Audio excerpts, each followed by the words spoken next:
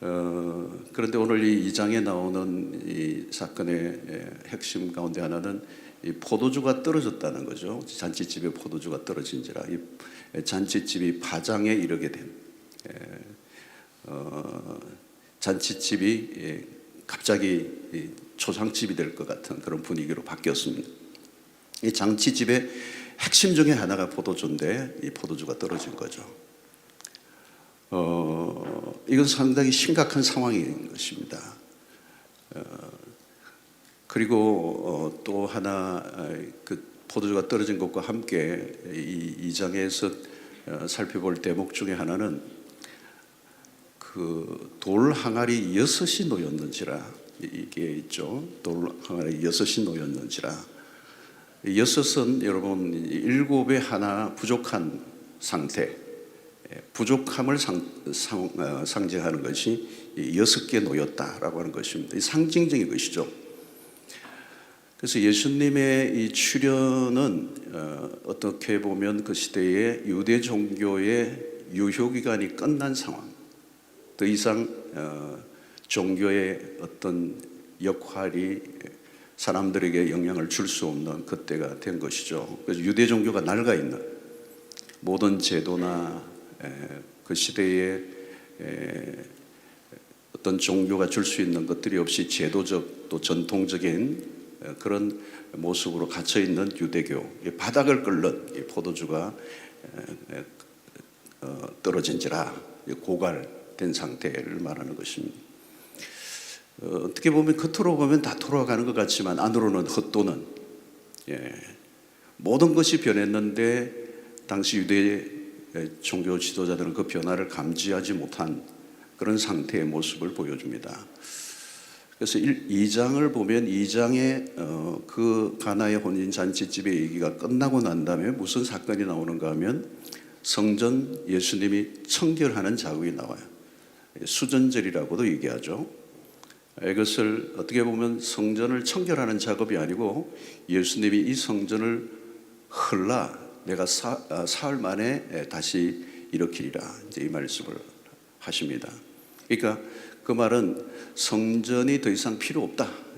성전 시대가 끝났다는 것을 예수님이 그 수전절의 그 이야기를 통해서 보여주고 있는 것이죠.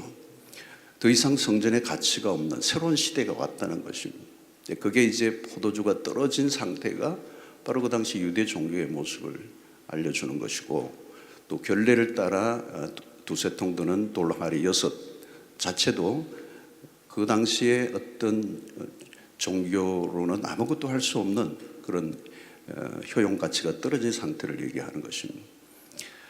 그리고 3장으로 이제 넘어가면 니고데모 얘기가 나오죠. 갑자기 니고데모 얘기가 나오는데 이 정통 유대인입니다. 정통 유대인이고 바리새인, 모든 것을 잘 지켜내는 사람. 그런데 밤에 찾아왔죠. 이 밤에 찾아왔다는 이 말도 상당히 의미가 있는, 상징성을 갖고 있는 영적 어둠의 상태에 있는. 그러나 예수님을 찾아온 이 니고데모는 바리새인이고 정통 유대인으로서 예수님을 찾아온 그의 모습 속에서 영적인 어떤 목마름을 이제 보여주고 있는 것입니다. 그래서 이제 이 포도주가 떨어진 상태, 그리고 돌 항아리의 모습, 그리고 성전을 흘어버리겠다라고 하는 예수님의 말씀, 그리고 3장에 넘어가서 니고데모의 예수님을 찾아오는 이 사건들이 다 이제 묶여져 있는 것이죠. 그러다가 4장으로 넘어가면 사마리아 여인의 얘기가 나오죠. 사마리아 여인이 나옵니다. 그리고 대낮에 아주 그 3장과 대조를 이루는데 대낮에 예수님이 찾아오시고 예수님을 만나고 거기에서 예수님을 만날 때 예수님이 하신 말씀이 생수가 내 안에서 솟아날 것이다. 2장에 이 포도주가 떨어진지라라고 하는 것과 지금 이 4장의 사마리아 여인, 전혀 낯선 이 종교의 그 시대의 어떤 것과도 분리되어 있는 한 격리된 여인에게 예수님이 직접 찾아가셔서 만나주시고 그에게 당신을 소개하시고 생수가 솟아날 것이다. 이 포도주가 떨어진 자로 굉장히 극적인 대조를 이루고 있는 것입니다. 그리고 이제 5장 오로 넘어가면 6장 이렇게 가면 이제 오병이어 사건 얘기가 나오고, 오병이어 사건에서 우리에게 익숙한 이 사건 속에서 5천 명이 먹고 12광주리가 남았다라고 하는 풍성함을 얘기하죠. 여기도 바닥을 치고 있는 유대교의 상황과 전혀 대조를 이루는 모습이 요한복음 예수 그리스도를 통해서 새로운 시대가 왔음을 우리에게 알려주는 쭉 이렇게 전개가 되고 있습니다. 오병이의 사건을 통해서 12광주가 배불리 먹고 풍성해지는 잔치집이 2장에서 파장이 될 것 같은 그 분위기와 대조를 이루고 있는 것이죠. 그리고 이제 요한복음 10장을 가면 이제 10장 10절 이런 우리가 잘 익숙하게 하는 예수님이 내가 온 것은 양으로 생명을 얻게 하고 또 풍성히 얻게 하려 함이라. 이 풍성이라는 이미지가 계속 우리에게 다가와요. 풍성함. 내가 생명을 얻게 할 뿐만 아니라 풍성히 얻게 하려. 목자와 양과의 비교를 통해서 양의 목자를 따라갈 때 찾아올 수 있는 그 결과가 이 풍성함이라는 거죠. 그리고 15장으로 넘어가면 포도나무 비유가 나오죠. 포도나무, 나는 포도나무라. 에고 에이미가 7번 이제 요한복음에서 나오면서 이 거의 끝 무렵에 포도나무 비유를 통해서도 계속해서 얘기하고 있는 게 뭐냐면은 내 안에 거하면 너희가 과실을 많이 맺나니. 많이 맺나니. 그 15장에 보면 많이 맺나니라고 하는 대목이 반복이 돼요. 이것이 예수 그리스도가 오심으로 일어난 결과, 어떤 현상들을 우리에게 말씀하고 있는 것입니다. 자, 오늘 이제 우리 한국 교회의 지금의 상황과 오늘 이 본문을 좀 우리가 좀 연결해서 좀 생각해 보려고 하는 것입니다. 어쩌면 포도주가 떨어진지라라고 하는 이런 상황이 오늘 우리 한국 교회의 모습이 아닌가, 우리의 모습일 수도 있다는 거죠. 그동안 우리가 많은 노력을 하고 또 열심도 내고 프로그램도 다양하고 뭐 한국교회 어떻게 보면 겉으로 보면 부족함이 없고 세계교회에 내놓을 만한 많은 것들을 가지고 있어요. 프로그램도 탁월한 프로그램들이 많고, 뭐 예산도 때로는 넘치고. 그런데 가만히 자세히 들여다보면 한국교회 안에 이게 뭔가 지금 부족함을 느끼는 거죠. 풍성한 어떤 그런 느낌을 우리가 갖지 못해요. 그 당시에 유대교의 의식도 있고 제도도 있고 모든 프로그램들이 다 돌아갔겠죠. 그러나 그러한 것들이 전혀 그 시대의 백성들에게 기쁨을 주지 못하고 참된 만족을 주지 못하고 참된 생명력을 가져다 주지 못하는 그 종교화되어져 있는, 뭔가 계속 바닥을 치고 있는, 바닥을 끓는, 채워지지 않으면 충만함이 전혀 없는, 뭐 다 하기는 하는데 세련됐는데 멋있는데 복음직이라고 얘기하는데 그 복음의 실체를 우리가 보기 어려워. 그래서 저는 이제 젊은 사역자들을 이제 자주 많이 만나는 편인데요, 힘들어하는 분들이 너무 많아요. 지쳐 있어. 담임 목사님인데도 자꾸 교계 신문을 자꾸 보면서 다른 게 담임 목사 나온 데 없나 이렇게 쳐다보시는 분들이 계시고, 사표를 들었다 놨다 하시는 거. 지쳐 있어요. 그리고 우리가 뭔가 하는데 수고에 비해 열매가 없어. 열매가 없어. 열매. 공허해지는 거예요. 매주 예배를 드리고 우리가 뭐 프로그램들이 돌아가고 뭐 교회도 좋고 모든 게 다 갖춰져 있는데 뭔가 생명력의 부재를 느끼는 거예요. 소진하고 탈진한 사역자들이 너무 많아요. 도중하차하는 분들이 너무 많은 거죠. 그러니까 한국교회 전체적으로 보면 좀 생기가 없는, 생동감이 없는, 생명력을 느끼기 어려운 역동성이 사라져 버려요. 프로그램은 돌아가는데 예배 의식도 있는데 뭔가 바닥을 치고 있는, 포도주가 떨어진지라고 이런 상황. 방법론도 이제 더 이상 안 통하는, 한국교회가 방법론은 엄청나게 썼잖아요. 그런데 이제 방법이 별로 안 통하는, 포도주가 떨어진지라는 거죠. 방법이 동이 나고, 아이디어가 동이 나고, 프로그램도 동이 나고, 사역도 동이 나고, 영적 분위기를 끌어올리려고 하는데 애를 쓰는데 잘 안 되는 거예요. 기계적으로는 돌아가는데 모든 게 진부해져 있는. 목회자 자신이 지쳐 있는 경우가 굉장히 많다는 거예요. 예배를 드려도 성례를 드려도 사용하는 용어들이 있지만 뭔가 우리의 가슴을 뛰게 하지 않는, 형식은 있는데 내용은 빠져버린 상태라는 거죠. 제가 최근에 그 마이클 리버스의 복음주의 바리새인이라는 책, 아주 소책자인데요. 굉장히 그 책에 아주 의미 있게 읽었습니다. 어쩌면 이게 한국 교회 우리의 모습을 얘기해주고 있는 것 같은 느낌이 들어서 굉장히 와닿았어요. 이 마이클 리버스가 그런 얘기예요. 바리새주의는 무정하고 형식적인 종교로서 교회가 노골적으로 배교에 치닫기 전에 겪는 미묘한 영적 쇠퇴의 첫 단계다. 이렇게. 그것은 우리 내부의 영속적인 위협이고 다른 이들의 실패를 분석하고 개탄하면서도 정작 자신의 문제들을 간과하기 쉽다. 이렇게 얘기해요. 이 형식주의화된 교회. 그러니까 지금 이 예수님이 그 가나의 혼인잔치집에서의 그 모습, 이미 유대교회의 효력이 끝이 나버린, 유효기간이 끝나버린 낡은 종교의 모습, 시스템만 있고 프로그램은 돌아가는데 그 안에 아무런 내용이 없는, 이 껍데기 그 성전은 없애버리라는 거죠. 이게 무정하고 형식적인 종교, 영혼이 없음, 진정성의 결여가 되어 있는, 그래서 무미건조한, 기름기가 없는 형식주의적인, 영혼이 없는 목회, 영혼이 없는 설교, 영혼이 없는 사역들. 교인들은 지쳐있고 때로는 빅팀 신드롬에 빠져있고 피로 증후군이 농후하고 코로나 패데믹이 지나니까 뭘 하려고 하니까 잘 안 따라오고 안 모이려고 하고, 옛날에는 의사 하면 됐는데 이게 잘 안 되는 거예요. 안 움직이는 거예요. 여러분들의 교회는 안 그렇겠지만 여러분 많은 제가 만나본 목회자들의 그런 현상들을 우리가 보게 되죠.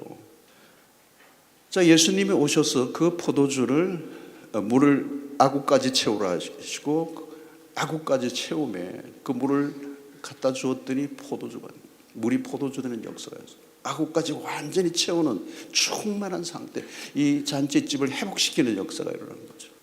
이 사마리아 여인과도 마찬가지죠. 내가 주는 물을 마시는 자는 영원히 목마르지 않으니 내가 주는 물을 그 속에서 영생하도록 솟아나는 샘물이 될 것이다. 이런 얘기하죠. 내가 온 것은 양으로 생명을 얻게 하고 더 풍성히 얻게 하람이라. 포도나무와 과실을 많이 맺으면, 이 분명히 지금 요한복음에서 그리스도를 통해서 일어난 놀라운 역사들을 우리에게 보여주고 있는 것입니다. 여기서 우리가 찾아볼 수 있는 것은 더 이상 바닥을 긁거나 쥐어짜는 것이 아니고 흘러 넘치는 예수 그리스도 오심으로 아구까지 채우니 양으로 생명을 얻게 하고 더 풍성히 얻게 하라는 거예요. 여러분, 오늘 우리의 답은 딴 게 없습니다. 오늘 우리의 답은 예수 그리스도에게 초점을 맞추는 것입니다. 예수 그리스도와의 관계. 잔치도 마찬가지. 잔치라는 것은 하나님과 우리의 관계 속에서 회복된 상태에서 누리는 그 즐거움과 기쁨과 풍성함. 근데 여러분, 이 10장, 이 요한복음 10장과 15장을 대조해서 보면 굉장히 재미있는 게 많아요. 여기에서 답이 있는 것 같아요. 이 10장에서 목자와 양과의 관계, 그리고 15장의 포도나무와 가지와의 관계 속에서 우리에게 보여주는 핵심은 뭐냐면 우리가 뭘 하는 게 전혀 아니라는 거예요. 우리는 수동태예요. 이게 목회에 우리의 교회를 세워가는 모든 일들에서 내가 하는 게 아니라 오늘 여기 10장과 15장을 보면 우리가 할 수 있는 게 아무것도 없어요. 이 가나의 혼인잔치집도 마찬가지고 모든 요한복음 전체에서 핵심은 그리스도와 그리스도의 관계 속에서 일어나는 일인데, 목자와 양과에서 핵심은 뭐예요? 그분의 음성을 듣는 것입니다. 그 다음에 모든 것은 목자가 책임을 지는 거예요. 포도나무의 비유에서는 뭘 우리에게 가르쳐 줍니까? 그가 내 안에, 내가 그 안에 거하면이라는 거예요. 여러분, 1장에 뭐라고 얘기합니까? 태초에 말씀이 계시니라. 이 말씀이 하나님과 함께 계셨으니 이 말씀은 곧 하나님이시니라. 요한복음의 출발이 말씀이잖아요. 그러니까 양이 그 음성을 듣는 거. 여러분, 우리가 목회자지만 양이잖아요. 주님의 양이라는. 포도나무의 비유에서도 마찬가지. 우리가 열매를 맺는 게 아니에요. 열매는 붙어 있는 거. 농부가 열매를 맺으시는 거. 우리가 하는 것은 포도나무 되시는 주님에게 붙어 있는 거. 내 안에 걸어. 여러분, 요한복음 15장에 그거잖아요. 계속 내 안에 가라. Abide in me. 내 안에 가라. 머물러 있어라. 충분히 바라보라. 그분을 놓치지 말라는 거예요. 여러분, 사도행전 요즘 우리 강해도 하지만 사도행전 1장에서 뭐예요? 기다려라. 붙어 있어라. 들어라. 음성을 들어라는 거예요. 철저히 수동태예요. 붙어 있어야 된다는 거예요. 그 음성에 귀를 기울여야 된다는 거예요. 우리는 한국교회가 어쩌다 보니까 우리 목회자들이 사업가처럼 되어버렸어요. 비즈니스맨이 된 거예요. 아웃도어형이 된 거예요. 모두 바빠요. 목회자들이 너무 바빠. 너무 모임이 많아. 굉장히 분주하고 길에서 소비하는 시간도 엄청. 내가 뭐 된 것 같아. 막 신문에도 뭐 나고 이러면 내가 뭐가 된 것 같아. 내가 뭐 하는 것 같아. 바쁘면 내가 뭐 하는 것 같아. 세련된 목회자. 여러분, 그 음성을, 목자의 음성을 듣는 거는 뭐예요? 기다리는 거예요. 앉아 있는 거예요. 묵상이 뭡니까, 여러분? 시간을 잊는 것입니다. 기도가 뭐예요, 여러분? 우리의 핵심적인 사역은 아웃사이드가 아니라 인사이드. 주님 그랬어요. 마리아가 주님의 발치에 앉아있다. 발치에 앉아있다는 그게 엄청난 디사이플십의 핵심적인 거잖아요. 그리스도에게 집중하는 것. 그리스도가 복음의 핵심이라면 그분에게서 선한 게 나오지 우리에게서는 선한 게 아무것도 나올 게 없는. 그러니까 엘리 시대도 마찬가지입니다. 의식과 제돈이 있는데 하늘과 소통이 막혀있는 엘리 제사장. 앉아있다는 표현을 쓰잖아요. 사무엘상 앞부분에 보면 앉아있다라고 하는 거. 위치에 있고 어떤 포지션을 장악하고 있지만 아무 일도 일어나지 않는 소통이 하늘과 막혀있는 제사장. 타락은 그때 일어나는 거잖아요. 이게 막혀 있으니까, 하나님과의 소통이 막혀 있으니까 그분 앞에 앉아 있는 시간이에요. 그래서 하나님의 음성을 듣지 않고 살면 결국 자신이 왕이 된다는 말이잖아요. 교회 생명력이 어디에서 오느냐? 교회 역동성은 어디 오느냐? 복음주의적인 역동성을 가진 교회는 어떤 곳인가? 그리스도 안에서 우리는 이 세속화 시대의 위기를 맞고 있습니다. 세속화. 지금 우리는 잔뜩 한국교회가 이게 움츠러져 있고요. 주눅이 들어있어요. 주눅이. 많은 경우에는 사역자들이 패배주의에 사로잡혀 있고요.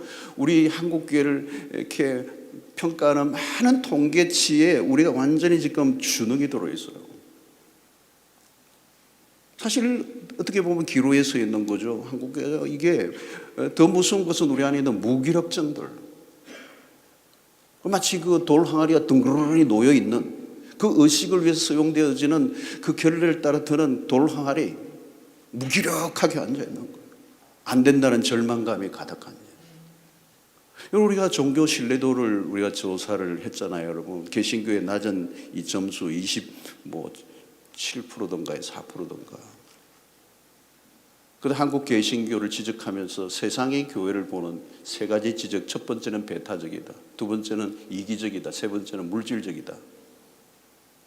여러분, 이 세 가지는요, 복음과 정반대되는 모습이죠.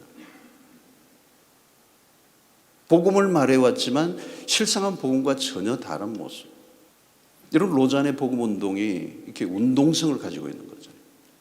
그걸 강조하고, 이동성을 강조하고, 확장성을 강조하고. 진정한 복음은 그냥 이렇게 응고되어 있는 게 아니고, 고착화되어 있는 게 아니고, 끊임없이 팽창하는 힘이 있는 거예요. 그렇게 확장이 되는 거예요.